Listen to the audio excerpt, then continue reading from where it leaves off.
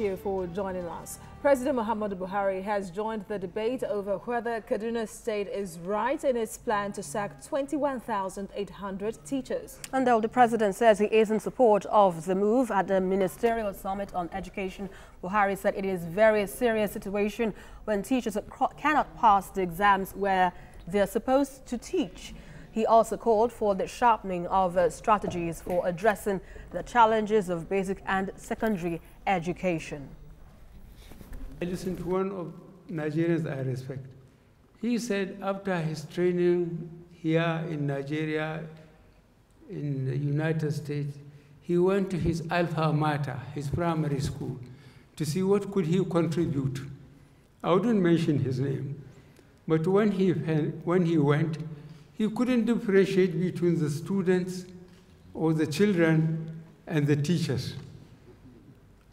And what El-Rufai is trying to do now is exactly what that man told me about 10 years ago. It is a very, very serious situation.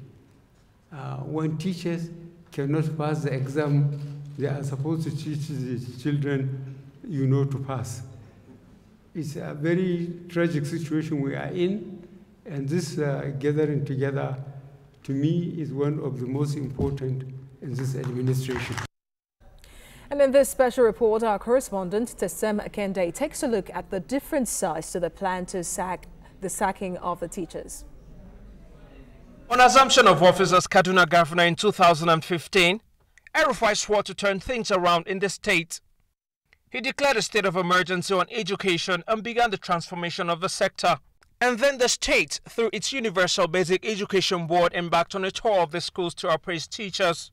The feedback from the officials was disappointing, to say the least. Among other things, they observed that the teachers could not communicate effectively. Trainings were then organized for them, but that did just a little, as most of them weren't trainable.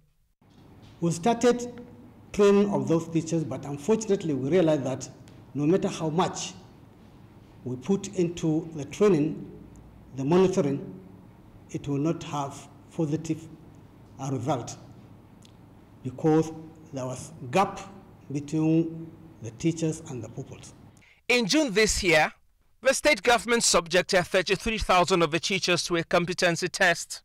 The said test was the standard for primary 4 pupils. But disappointingly, more than 21,000 of them scored below the bar, less than 75%. And while the state government seemed justified by the result, teachers under the aegis of the Nigerian Union of Teachers described the set pass mark as unjustifiable. They claimed the government has set the points at variance with what had been agreed.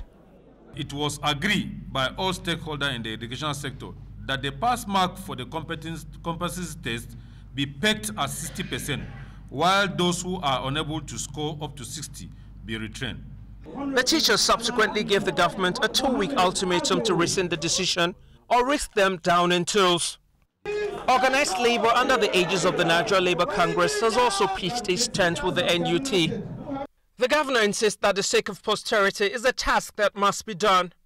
But El-Rufai has been advised to carry out the transformation without job losses. It's a position he dismisses.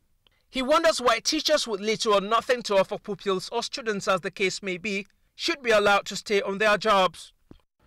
Tessem Akende, TVC News, Kaduna.